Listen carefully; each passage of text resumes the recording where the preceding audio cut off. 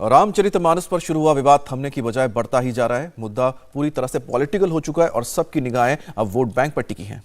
और यही कारण है कि स्वामी प्रसाद मौर्य के बयान पर अब तक चुप रहने वाले अखिलेश यादव भी अब फ्रंट फुट पर आ चुके हैं।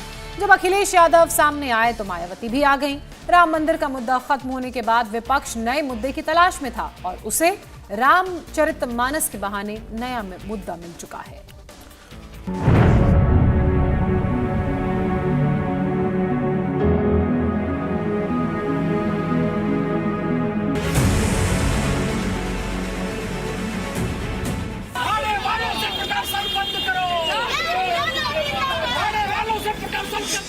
रामचरितमानस को लेकर यूपी में सियासी घमासान जारी है।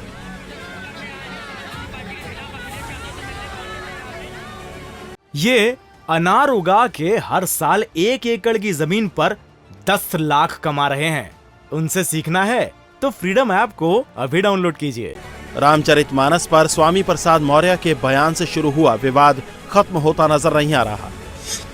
जो अखिलेश यादव पहले मौर्य के साथ खुलकर सामने नहीं आ रहे थे, वहीं अब उनकी एंट्री भी हो गई है। और जब मानस के बहाने दलितों की बात सामने आई तो मायावती भी भला पीछे कैसे रहती। दरअसल अखिलेश यादव के खुद को शूद्र बताने पर मायावती ने अखिलेश यादव को टारगेट करते हुए गेस्ट हाउस कांड की याद दिला दी। लगे हाथ ये भी कह दिया कि दलित की बेटी पर हमला करने वाले अपने गिरेबां में झांक लें। मायावती ने ट्वीट में लिखा, देश में कमजोर व उपेक्षित वर्गों का रामचरितमानस व मनुस्मृति आदि ग्रंथ नहीं बल्कि भारतीय संविधान है, जिसमें बाबा साहेब डॉक्टर भीमराव अंबेडकर ने इनको शूद्रों की नहीं बल्कि SC, ST व OBC की संज्ञा दी है। अतः इन्हें शूद्र कहकर सपा इनका अपमान ना करे और ना ही संविधान की अवहेलना करे। इसके साथ ही मायावती ने लगातार ट्वीट कर अखिलेश यादव को गेस्ट हाउस कांड की याद भी दिला दी। साथ ही सपा प्रमुख द्वारा इनकी वकालत करने से पहले उन्हें लखनऊ स्टेट गेस्ट हाउस के दिनांक 2 जून सन 1995 की घटना को भी याद कर अपने गिरेबां में जरूर झांक कर देखना चाहिए, जब CM बनने जा रही एक दलित की बेटी पर सपा सरकार में जानलेवा हमला कराया गया था। मायावती के हमले पर जब अखिलेश यादव से जवाब मांगा गया तो उन्होंने इसका दारोमदार बीजेपी को बता दिया और मायावती को बीजेपी की B टीम करार दिया। वहीं गेस्ट हाउस कांड वाले सवाल पर अखिलेश की जगह स्वामी प्रसाद मौर्य ने जवाब दिया। बीजेपी होशियार पार्टी है। वो जो जवाब नहीं देना चाहती है, कभी कभी दूसरे दलों को आगे करती है। जहां तक सवाल संविधान का है, हमने भी 26 तारीख का अगर स्टेटमेंट देखेंगे, 26 जनवरी का गणतंत्र दिवस के दिन ये कहा कि हम समाजवादियों के लिए सबसे बड़ा धर्म अगर कोई है तो हमारा संविधान है।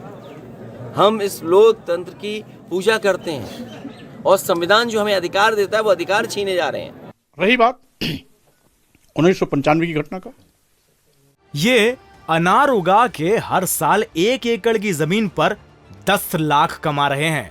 उनसे सीखना है तो फ्रीडम ऐप को अभी डाउनलोड कीजिए। तो वो तो बात उसी दिन खत्म हो गई जिस दिन समाजवादी पार्टी के राष्ट्रीय अध्यक्ष और बहुजन समाज पार्टी की राष्ट्रीय अध्यक्ष सुश्री बहन मायावती और समाजवादी पार्टी राष्ट्रीय अध्यक्ष अखिलेश यादव ने गठबंधन किया। तो गठबंधन में मुहर लगी तो पुरानी बात अपने आप खत्म हुई। राजनीतिक बयानबाजी के बीच विरोध प्रदर्शन भी जोर पकड़ता जा रहा है। बीजेपी के रीजनल सह संयोजक सिमरनजीत सिंह कानपुर से लखनऊ विरोध करने पहुंचे। समाजवादी पार्टी के दफ्तर के सामने बीजेपी के सिख कार्यकर्ता मुंह पर भगवा कपड़ा लपेटे थे और फिर देखते ही देखते बीजेपी और समाजवादी पार्टी के कार्यकर्ता आमने सामने आ गए। समाजवादी पार्टी की नेता पूनम मौर्य भी बीजेपी कार्यकर्ताओं से बहस करने लगी और उनसे पूछने लगी कि क्या उन्हें तुलसीदास की तरफ से रामचरितमानस में लिखी चौपाइयों का अर्थ मालूम है। इंडिया टीवी हर वक्त हर जगह डाउनलोड करने के लिए सर्च करें India TV news Google play store या ऐप स्टोर पर।